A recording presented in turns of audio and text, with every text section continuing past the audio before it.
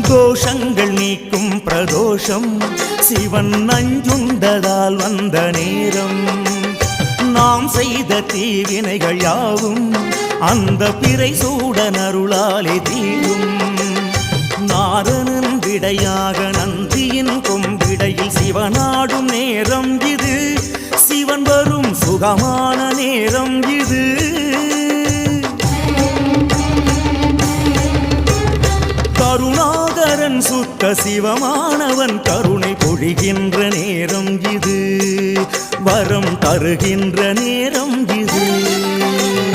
Nandeeswara அய Nandeeswara